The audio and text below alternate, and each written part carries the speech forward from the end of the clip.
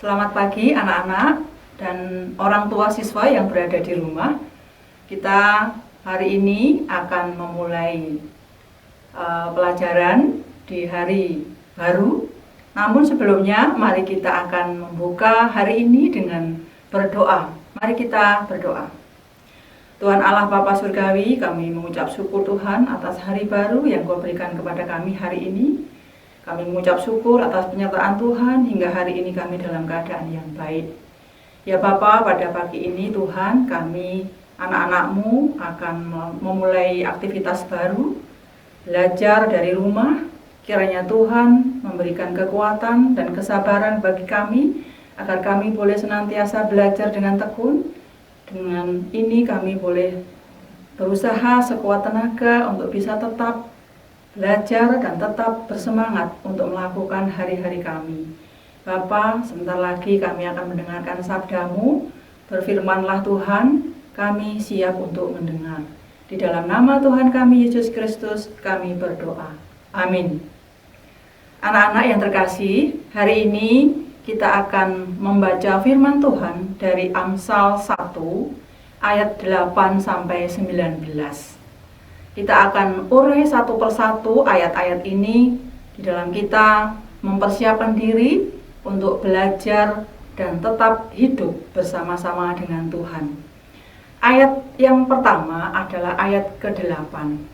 Hai anakku, dengarkanlah didikan ayahmu dan janganlah menyia-nyiakan ajaran ibumu. Tujuan belajar yang sesungguhnya bukan semata-mata untuk mendapatkan nilai dan lulus, atau mungkin akan mendapatkan gelar, atau untuk dihormati. Tetapi pendidikan bertujuan untuk membentuk manusia seutuhnya, baik jasmani maupun rohani, sehingga mampu memajukan mutu kehidupannya. Karena itu di dunia modern seperti sekarang ini, IQ bukan satu-satunya ukuran kepintaran seseorang, tetapi ada aspek-aspek lain, yaitu aspek emosional, aspek rohani, yang juga mesti menjadi perhatian. Tanpa aspek-aspek itu, maka bisa saja seorang yang pintar, tetapi kepintarannya dipakai untuk melakukan suatu kejahatan. Contohnya, orang pintar sekarang ini banyak sekali yang berlaku curang atau korupsi. Salomo dalam bacaan kita hari ini memperbandingkan dua jenis sumber pengajaran dan didikan. Sumber yang pertama adalah orang tua, ayah dan ibu. Dan sumber yang kedua yaitu orang berdosa. Salomo mengingatkan kepada anak-anak untuk mendengarkan didikan ayah dan ajaran ibu. Didikan dari ayah dimaksudkan untuk mendisiplinkan atau mengoreksi anaknya dalam sikap dan tingkah laku yang tidak benar. Sedangkan ajaran ibu yang dimaksud yaitu ajaran yang lembut, yang penuh dengan kehangatan dan kasih sayang. Ajaran ini berfungsi sebagai dorongan atau motivasi yang sangat bermanfaat. Salomo mengingatkan agar baik ajaran maupun didikan, janganlah kau menyia-nyiakan. Kata kerja bentuk negatif ini artinya janganlah kau dengan sengaja meninggalkan, menyia-nyiakan atau melalaikannya. Ketika seorang anak mendengarkan didikan dan ajaran dari kedua orang tuanya, maka ia akan memperoleh kebahagiaan. Terdapat dalam ungkapan ayat yang ke-9. Ungkapan karangan bunga dalam ayat 9 yang dikalungkan menunjukkan pada kebahagiaan, keberhasilan, kemuliaan yang akan diperoleh. Salomo juga mengingatkan bahwa selain orang tua, sumber-sumber lain yang dapat menyesatkan jalan hidup mereka. Sumber lain itu disebutkan oleh Salomo dengan orang berdosa. Terdapat pada ayat yang ke-11 dan 14, Salomo menunjukkan beberapa bentuk kejahatan, yaitu mengajak orang membunuh orang yang tidak bersalah tanpa belas kasihan sedikit pun. Di dalam ayat 11 dan 12, dan mengajak untuk memperoleh kekayaan dengan cara mencuri di ayat 13. Saat ini anak-anak tidak hanya memperoleh didikan dan ajaran dari ayah dan ibu, tetapi ada begitu banyak sumber belajar yang lebih menarik perhatian mereka. Menurut survei, anak-anak rata-rata menghabiskan 6-5 jam setiap hari untuk membaca media cetak, elektronik, broadcast, dan berita. Mereka mendengarkan dan merekam musik, melihat, membuat, dan mempublikasikan konten internet, dan menggunakan smartphone. Sumber-sumber belajar ini juga jika salah dimanfaatkan, maka mereka akan terjerat dalam berbagai kejahatan. Untuk hal itu, Salomo meminta agar anak-anak tidak mengikuti ajaran yang menyesatkan, oleh karena tawaran-tawaran akan mencelakakan hidup mereka. Dalam ayat 17 dan 19, jaring ada di depan mereka, artinya merasa aman-aman saja, tetapi bahaya sedang ada di depan mereka. Atau apa yang dilakukan tidak seturut dengan kehendak orang tua atau tidak diketahui oleh orang lain, tapi perbuatannya sendiri akan menjerat masuk ke dalam perangkap.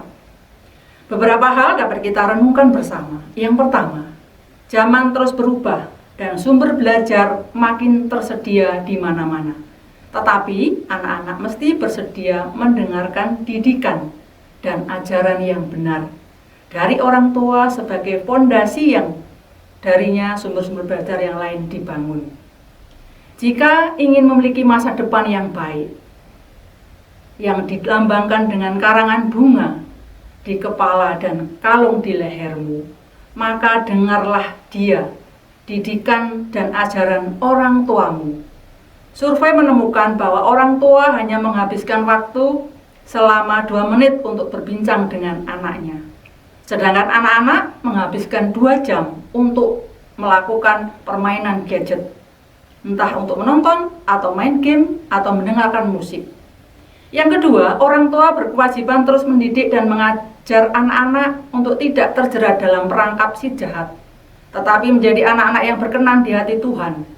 Tidak dapat disangkal bahwa banyak orang tua mereka kecewa, bahkan putus asa menghadapi anak-anak yang tidak saja menolak atau mendengar didikannya disampaikan oleh mereka, tetapi menjadi pemberontak. Anak-anak yang terkasih dan Bapak Ibu yang di rumah, ungkapan mengatakan bahwa zaman sekarang memang berbeda dengan zaman dulu. Sekarang kita orang tua hanya dapat mendoakan. Kata-kata ini sering terungkap oleh mulut kita sebagai orang tua. Anak-anak yang terkasih dan Bapak Ibu yang di rumah, melalui nasihat firman Tuhan ini, sebagai orang tua kita harus mengusahakan sedapat mungkin agar anak-anak kita tetap ada dalam pengawalan dan asuhan orang tua. Sebab tanggung jawab pertama untuk mendidik mereka adalah di tangan orang tua. Sekolah dan tempat-tempat privat tetapi tetap memberikan waktu dan perhatian itu kepada mereka. Kiranya masa-masa BDR yang sedang dinikmati dan dilakukan oleh sebagian besar anak-anak kita menjadi kesempatan yang berharga untuk berdoa dan membaca firman Tuhan bersama, membangun percakapan atau komunikasi yang akrab di antara orang tua dan anak, sehingga apa yang Tuhan kehendaki bagi kita, orang tua manapun, anak-anak dapat terwujud. Kiranya Tuhan memberkati kita. Amin. Mari kita berdoa. Terima kasih Bapa atas firman-Mu hari ini dan renungan-Mu hari ini, menguatkan kami selaku orang tua, selaku anak, di dalam kami menghadapi hari-hari kami, untuk tetap terus mendengarkan didikan orang tua, mendengarkan ajaran-Mu Tuhan, sehingga kami tidak belok kanan atau ke kiri, tetapi kami lurus ke dalam jalan-Mu, jalan yang baik yang Kau tentukan untuk kami. Tuhan, kami serahkan anak-anak kami dalam kuasa-Mu Tuhan, agar anak-anak ini menjadi anak-anak yang baik, yang sesuai dengan kehendak Tuhan. Lindungi mereka Tuhan untuk aktivitas hari ini, dari awal hingga akhir pembelajaran hari ini. Di dalam nama Tuhan kami Yesus Kristus, kami berdoa. Amin.